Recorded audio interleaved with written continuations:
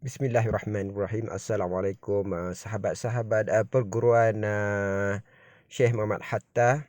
InsyaAllah hari ini kita sentuh sedikit pesanan-pesanan tuan-tuan guru ya. Jasadku bersama kalian tapi hatiku bersamanya.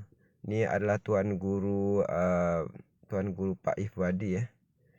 Barang siapa yang mencari dan menuntut ilmu dengan ikhlas, maka Allah akan menjamin rezekinya. Barang siapa yang mencari dan menuntut ilmu dengan ikhlas, maka Allah akan menjamin rezekinya. Pak Guru Acun, Tuan Guru Acun, Nani, sahabat-sahabat kita di sana ya. Okay, cantik pemandangan, keindahan dan juga pemandangan di sana. Ini aktiviti yang dijalankan di Padan Paloh. Tuan Guru If, putra, Tuan Guru Nawan dan juga putranya. Seno, Tuan Rajid. Apabila engkau merasa takut dalam perasaanmu dengan karunia Tuhan yang diberikannya kepadamu, disebabkan kamu takut lalai disebabkan kurnia itu, sesungguhnya itulah sifat orang mukmin. Apabila engkau merasa takut dalam perasaanmu dengan karunia Tuhan yang diberikan kepadamu, disebabkan takut lalai disebabkan karunia itu, sesungguhnya itulah sifat seorang mukmin.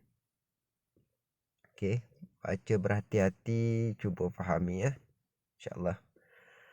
Apabila tiba sesuatu yang kamu hajati telah engkau dapati dan membuat sesuatu itu lalai darimu kepada Allah, tapi hatimu tiada merasa takut kepada Allah, sesungguhnya dirimu adalah dalam kesejahatan.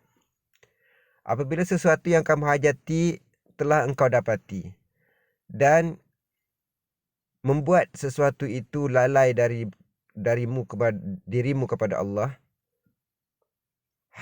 tapi hatimu tiada merasa takut kepada Allah, sesungguhnya dirimu dalam kejahatan. Okay. Sesuatu yang dihajati, dapat, dan apa yang dapat itu menyebabkan diri kita lalai kepada Allah, tapi hati kita tak rasa takut kepada Allah, sesungguhnya diri dalam kejahatan. Okay.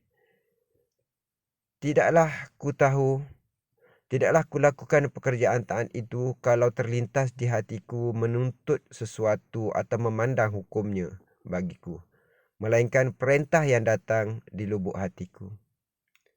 Tidaklah ku lakukan pekerjaan taat itu kalau terlintas di hatiku menuntut sesuatu atau memandang hukumnya bagiku,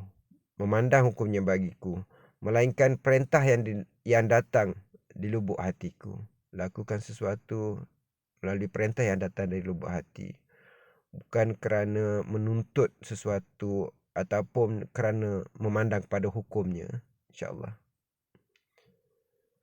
Terkadang sebahagian orang mengamalkan amal tidak tujuan untuk pengabdiannya kepada Allah, melainkan dipergunakannya untuk kejahatan. Di antaranya ada ingin mendapatkan kejayaan dunia.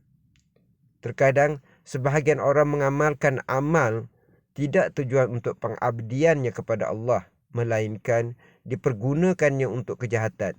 Di antaranya adalah ingin mendapatkan kejayaan dunia. Barang siapa yang melihat dan merasakan setiap bala yang ditimpakan kepadanya itu karunia Allah baginya, maka sempurnalah nafsunya. Barang siapa yang melihat dan merasakan setiap bala yang ditimpakan kepadanya itu karunia Allah baginya, maka sempurnalah nafsunya. Okay, redha kepadanya. Orang yang sudah mendapat rasa ketuhanan itu, tiada ia mengambil pendapat, melainkan apa-apa yang didapat. Sedangkan orang yang mengambil pendapat itu, mengambil iktibar dari apa yang dibacanya, lalu difikirkannya, maka dari hasil fikiran itulah yang disampaikannya. Okay. Orang yang kedua berbeza kedua. Yang ketiga, orang seperti ini merasa mendapat kebenaran melalui dalil yang didapatnya, sehingga masalah orang lain menjadi masalahnya. Orang seperti ini merasa mendapat kebenaran melalui dalil yang didapatinya, sehingga masalah orang lain menjadi masalahnya. Okay. Dia mengambil masalah orang menjadi masalah dia, dia memikirkan tentang orang untuk dia selesaikan. Tiada ia sadarinya kalau ia sudah terbeban dengan yang difikirkannya, dan melihat masalah orang lain jadi beban juga bagi dirinya. Tiada ia sedari kalau ia sudah terbeban dengan yang difikirkannya, dan melihat masalah orang lain jadi beban juga bagi dirinya. Tanpa dia sedari, dia memikirkan masalah orang, memikir nak membetulkan orang, jadi beban pada fikiran dia, dan dalam masa sama jadi beban pada dirinya tanpa disedari. Okay. Maka dengan rasa beban itulah menasihati orang lain. Inilah orang dengan nafsunya, bukan serta Tuhannya. Maka dengan rasa beban itulah ia menasihati orang lain. Inilah orang dengan nafsunya, bukan serta nafsunya. Dia nak mengubah, dia nak menasihati orang, tapi dia kena sedar bahawa bukan atas dirinya, tapi atas kehendak Tuhannya yang akan berubah. Okay. Jangan ada rasa diri yang kehendak diri. InsyaAllah. Awalnya seseorang itu sesat kerana tiada tahunya. Pertengahannya tersesat kerana ia menyangkakan amal dan ibadahnya yang menyampaikannya kepada Tuhannya. Akhirnya dilihatkan akan dirinya rahmat. Barulah ia sadar dan selamat dunia dan akhirat. Awalnya seseorang itu sesat kerana tiada tahunya. Pertengahannya tersesat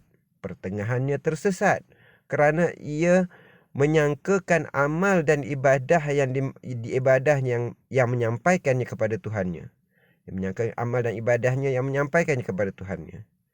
Akhirnya dilihatkannya akan dirinya rahmat Allah, barulah dia sadar dan selamat dunia dan akhirat. InsyaAllah. Mohon rahmat dan redha Allah. Maka jangan mengharapkan laba pada ibadah. Kalau mau mengkaji, kaji dulu nyawamu. Kalau tiada nyawa kamu tidak bisa membuat apa-apa. Kalau mau mengkaji, kaji dulu nyawamu. Kalau tiada nyawa kamu tidak bisa apa-apa. Kalau tiada nyawa, kamu tak bisa apa-apa. Kalau sudah tahu, amalkan dan rasakan sampai terasa. Di situlah engkau dapat pengenalan darinya. Bukan dari iktibar dan isyarat itu. Isyarat dan iktibar itu hanya mendekatkan faham. Hanya mendekatkan faham. Kalau sudah tahu, amalkan dan rasakan sampai terasa. Di situlah kita akan dapat pengenalan darinya. Di situlah engkau akan mendapat pengenalan darinya. Bukan dari iktibar dan isyarat itu. Isyarat dan iktibar itu hanyalah mendekatkan faham. Okay. Amal.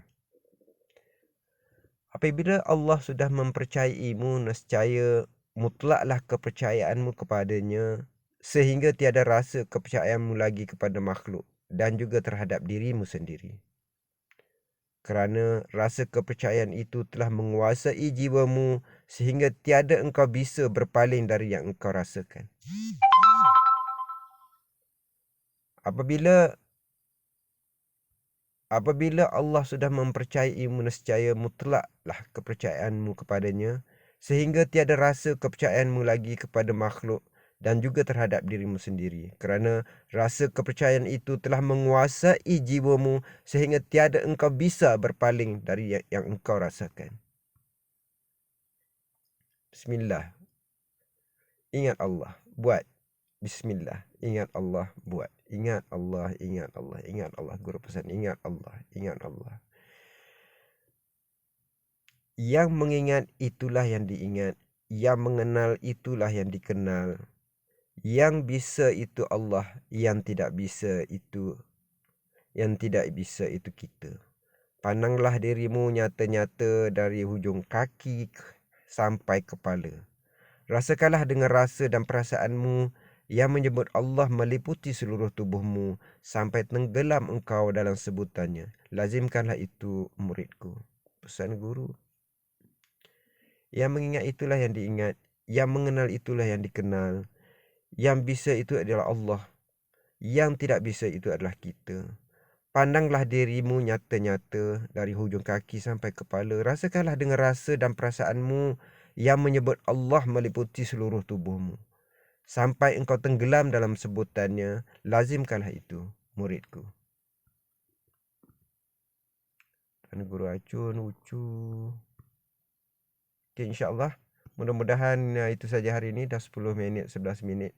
Kita sama-sama ambil pesanan dan ingatan daripada tuan guru kita, arwah tuan guru kita daripada perguruan Muhammad Hatta, Syekh Muhammad Hatta, daripada tuan guru Nawan, tuan guru If, dan juga daripada tuan guru Acun, tuan Habib dan sahabat-sahabat yang lain. Kita saling mengingati antara kita, cuba memahami dan juga cuba menyelami. Sekiranya tidak faham, rujuk kepada guru masing-masing, insya-Allah.